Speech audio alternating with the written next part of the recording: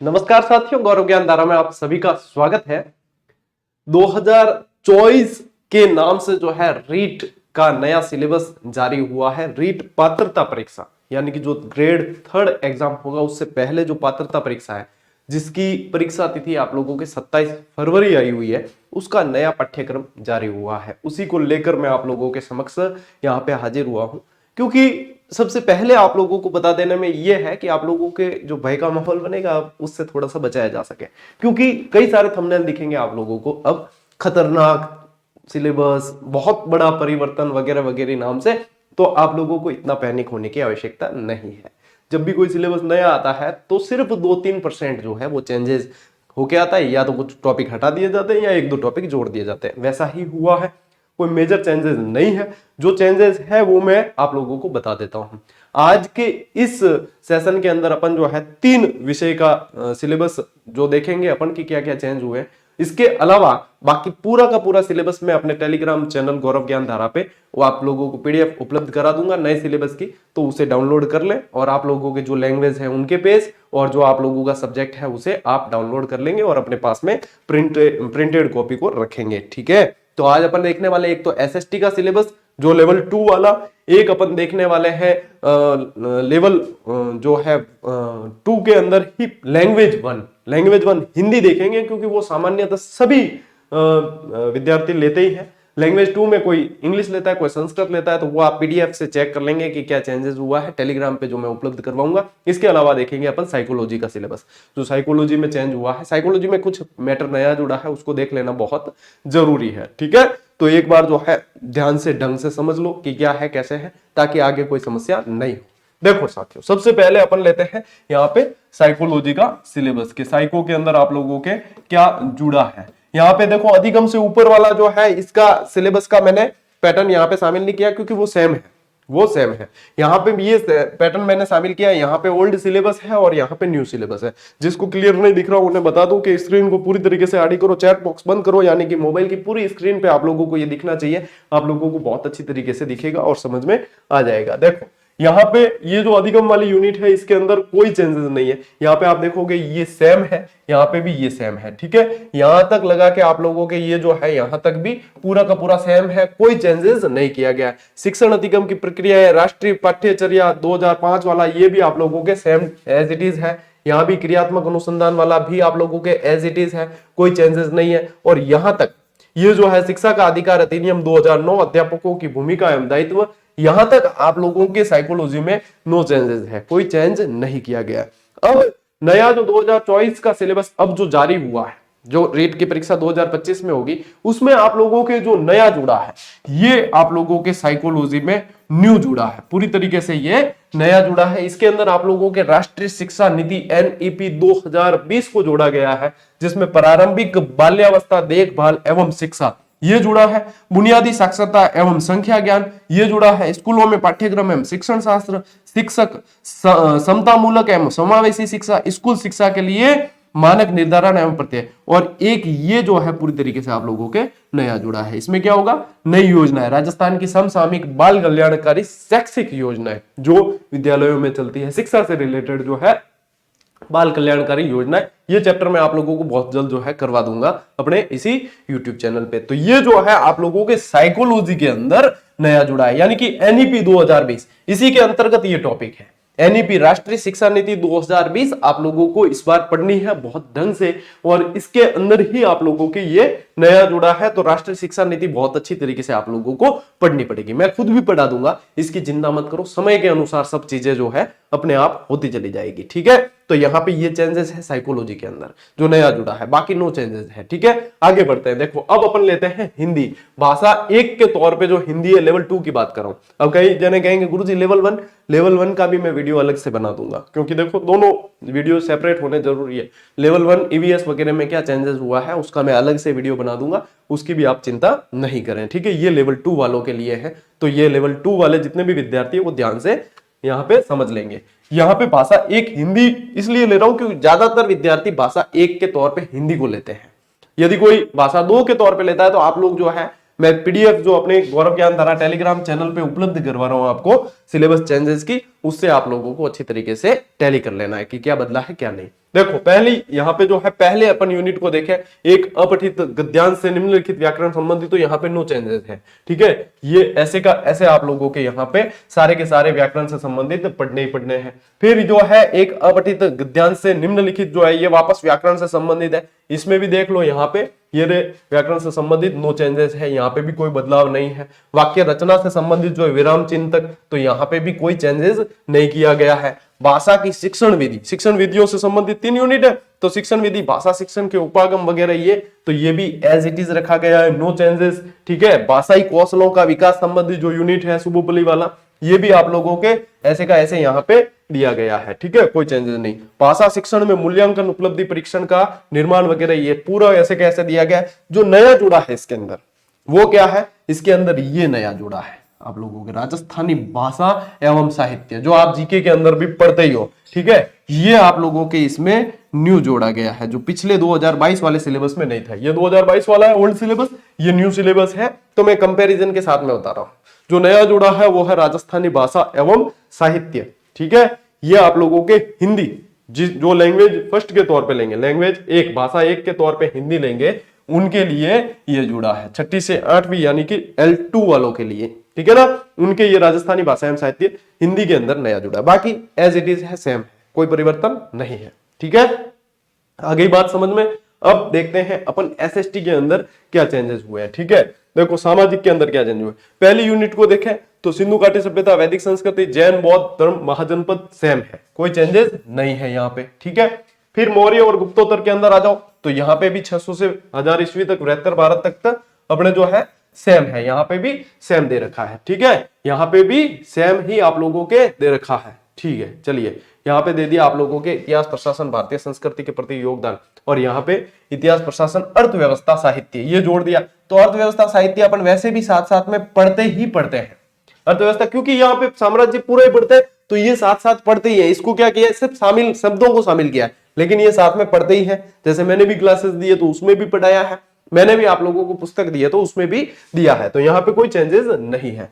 मध्यकाल एवं आधुनिक काल, इसके अंदर जो है आप लोगों के एक टॉपिक नया जुड़ा है, जो आप लोगों के जुड़ा है चोल साम्राज्य। क्या जुड़ा है, चोल साम्राज्य, ये नया जुड़ा है। अब नया कैसे पढ़ेंगे, या जिन्होंने जो अपनी वन लाइनर पढ़ रहे हैं वो कैसे अपडेट होंगे, उसके बारे में भी मैं बताऊंगा। एक बार आप जो समझ लो कि क्या क्या आपने को नया जुड़ने को यहाँ देखने को मिल रहा है। चोल साम्राज्य, फिर देखो भक्ति सूफी सेम, भक्ति सूफी यहाँ भी है, मुगल राजपूत संबंध यहाँ भी है, यहाँ भी है, ठीक है। फिर मुगल प्रशासन, ठीक है, जो अपने मुगल प्रशासन यहाँ भी है। इसके बाद में अपने आता है मध्यकालीन अर्थव्यवस्था। क्या आता है, मध्यकालीन अर्थव्यवस्था, जो यहाँ पे जो है आप लोगों के नहीं दे रखा है, वो आप लोगों के यहाँ पे मध्यकालीन अर्थव्यवस्था नया यहाँ पे जोड़ा गया है। क्या जोड़ा गया है, नया मध्यकालीन अर्थव्यवस्था। कोई नहीं है, 1-2 क्लास का काम है जो अपने हो जाएगा। और स्थापत्य कला, ठीक है, मध्यकालीन अर्थव्यवस्था और स्थापत्य कला जो है ये आप लोगों के नया जुड़ा है, यहां से ये आप लोगों के नया जुड़ा है, ठीक है। आगे बात समझ में। अब देखो इसके अलावा देखो क्या है, भारतीय राज्यों के प्रति ब्रिटिश नीति सेम है एज इट इज। भारतीय अर्थव्यवस्था पर ब्रिटिश प्रभाव सेम है। पुनर्जागरण एवं सामाजिक सुधार वाला बिल्कुल सेम है, और भारतीय राष्ट्रीय आंदोलन भी सेम है। यानी इसी यूनिट के अंदर एक तो चोल साम्राज्य और एक मध्यकालीन अर्थव्यवस्था और स्थापत्य कला। और आप लोगों को पता है कि आप यहां से नियमित पढ़ रहे हो, तो आप लोगों को कोई चिंता करने की जरूरत नहीं है।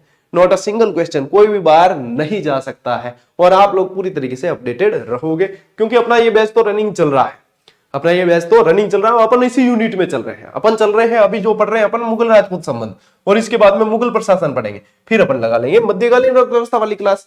हो गया आपके काम। और स्थापत्य कला अपन अभी यहीं पे तो चल रहे हैं, तो अभी अपन ने जो पढ़ लिए उसमें कोई चेंजेस है ही नहीं, भारतीय संविधान से संबंधित नो चेंजेस, ठीक है। भारतीय संविधान से संबंधित कोई परिवर्तन नहीं है इसके अंदर, ठीक है। यहाँ पे भी आप लोगों के सिर्फ जो है शब्दों को जोड़ा गया तो कोई बात नहीं है। बाकी जैसे लिंग बोध यहाँ दे दिया, तो जेंडर संवेदनशीलता कहते हैं इसको, तो वो भी आप लोगों को यहाँ पे पढ़ते ही अपन है, तो यहाँ पे कोई ऐसा चेंजेस नहीं है, ठीक है। सरकार और गठन एवं कार्य, तो देखो सरकार के गठन एवं कार्य, तो इसमें भी जो है कोई चेंजेस परिवर्तन नहीं है। फिर अपने आता है पृथ्वी एवं हमारा पर्यावरण वाली यूनिट। पृथ्वी एवं हमारा पर्यावरण, देखो सौर मंडल से शुरू होती है, और यहाँ पे भी सौर मंडल से शुरू होती है। यहाँ पे यदि देखा जाए तो इन्होंने एक परिमंडल वाला जो है टॉपिक नया जोड़ा है। देखो ये है पृथ्वी के प्रमुख परिमंडल। क्या है इसमें? कुछ नहीं, जल मंडल, जैव मंडल, वायुमंडल, स्थल मंडल ये है।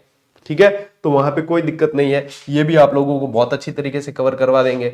और एक क्या है? जलवायु कटिबंध। एक्चुअल में ये जो पृथ्वी की गतियां टॉपिक है ना, इसी का हिस्सा है। पृथ्वी की गतियां टॉपिक में अपन इसको पढ़ते ही है।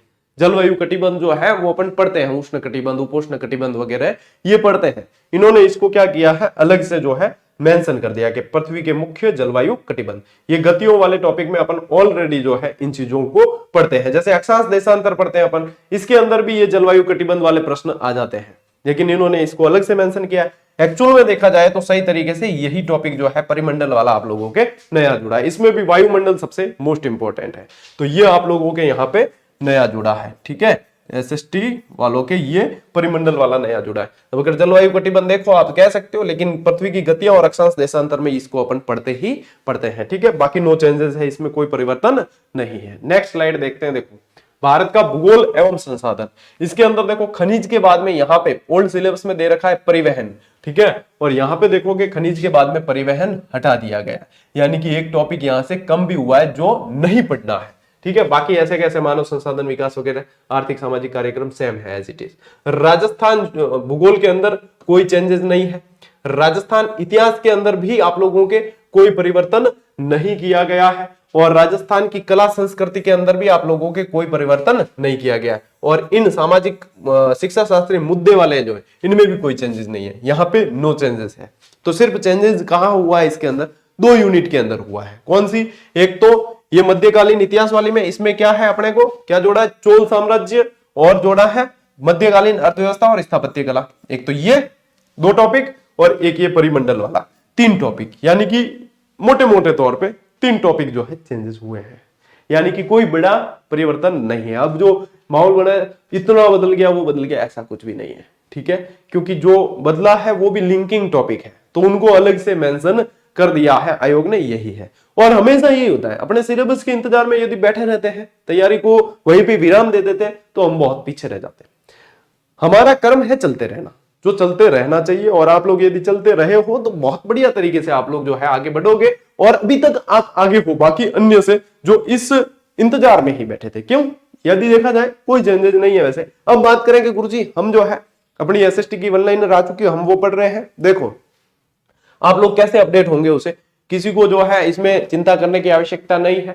देखो आप लोग ऐसे अपडेट होंगे कि ये जो टॉपिक नए जुड़े हैं, ठीक है, इन सभी की क्लास आप लोगों को मैं देने वाला ही हूं। ठीक है, वैसे क्लास की पीडीएफ आपको नहीं दी जाती, लेकिन ये जो नए टॉपिक है इनकी पीडीएफ भी आप लोगों को अपन देंगे कहां? इस टेलीग्राम चैनल पर। ठीक है, इस टेलीग्राम चैनल पर।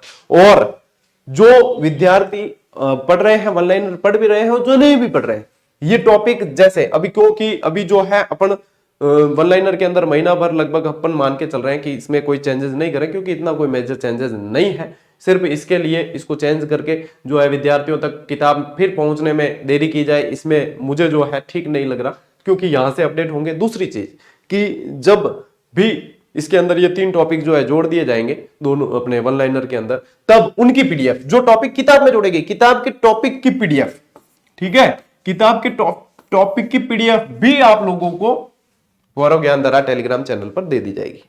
ठीक है, होगी बात। मैंने कहा था कि मैं हूं आप लोगों के साथ, आपको चिंता करने की आवश्यकता नहीं। ऐसा भी नहीं है कि सर पूरा सिलेबस बदल दिया, हमें किताब बदलनी पड़ेगी। नहीं, आप जो किताब पहले से पढ़ रहे हो, कोई भी किताब पढ़ रहे हो, वो भी आप लोगों को बदलने की या नहीं लेने की आवश्यकता नहीं है। उसी के अंदर 2-3 टॉपिक के लिए नहीं ली जाती। और जो है आप लोगों को तो मैं क्लास से भी अपडेट करवाऊंगा, क्लास की इन नए टॉपिकों की पीडीएफ भी दूंगा क्लास में पढ़ाई हुई, और इसके अलावा जो किताब में जुड़ेगी आने वाले समय में 20-25 दिन महीने भर बाद यदि अपडेट होती है उसमें जुड़ेगी, तो भी आप लोगों को चिंता नहीं करनी। क्यों? क्योंकि आप लोगों को वो भी मैं आप लोगों को पीडीएफ दे दूंगा, बुक वाली भी। क्या होगा, ज्यादा से ज्यादा 20-25 रुपए लगेंगे, आप लोग प्रिंट आउट ले लोगे और वो भी टॉपिक आप लोगों के पास में। ठीक है, और जैसे किसी के परिवहन जुड़ा हुआ है तो बढ़िया ही है, एक टॉपिक आप लोगों के पास में एक्स्ट्रा जुड़ा हुआ है, उसको हटाने की जरूरत अपने नहीं पड़ेगी। ठीक है, तो ये चीज है, आप लोगों को चिंता नहीं करनी और बढ़िया तरीके से पढ़ो। अब तो सब कुछ क्लियर है, 27 फरवरी को आप लोगों के क्या है, एग्जाम है, बढ़िया तरीके से। और हाँ, जिन विद्यार्थियों को पता नहीं है और जिन्होंने ज्वाइन नहीं की है, ये 8000 प्रश्न वाली टेस्ट सीरीज जो कौड़ियों की मूल्य दी गई है, 8000 प्रश्न प्लस व्याख्या शानदार, ये वाली जिसने ज्वाइन नहीं किया है, बहुत तेजी से सीटें भर रही है। जीजीडी ऐप पे जाओ और अविलंब अपनी जो है टेस्ट सीरीज ले लो, क्योंकि सोल्ड आउट हो गई तो फिर पछताने के अलावा कुछ नहीं बचेगा। ठीक है। ये एक और चीज, कॉम्बो भी दे रखे हैं इनके, वो भी देख लेना। जो दूसरी चीज बता रहा हूं वो ये है कि शिक्षण वीडियो वाली टेस्ट सीरीज आप लोगों को नहीं दी गई थी, वो अब बहुत जल्द तैयार करके आप लोगों को शिक्षण वीडियो वाली भी दे दी जाएगी। ठीक है। सब्जेक्ट वाइज शिक्षण वीडियो की टेस्ट सीरीज भी इस पे वर्क चल रहा है, तो वो भी टॉपिक वाइज और ओवरऑल वो दे दी जाएगी, आप लोगों को चिंता नहीं करनी है। ठीक है ना। तो बढ़िया तरीके से पढ़ो, आगे बढ़ो धुआंधार तरीके से। अब जो है ब्रेक लगाना ही नहीं है, टॉप गियर में गाड़ी चलने ही देनी है। ठीक है। सिलेबस से संबंधित जो चेंजेस थे बता दिया आप लोगों को। अब किसी तरह के भ्रम में या और भी आप लोगों को वीडियो इतने इधर उधर देखने की जरूरत नहीं है। हाँ, टेलीग्राम पे जाकर जो मैं सिलेबस चेंजेस वाली नए सिलेबस की पीडीएफ डाल रहा हूं, उसको जो है आप डाउनलोड करके प्रिंट ले लेना। बाकी साथियों मिलते हैं अगले वीडियो में, अगले सेशन में। तब तक के लिए राम राम, जय हिंद।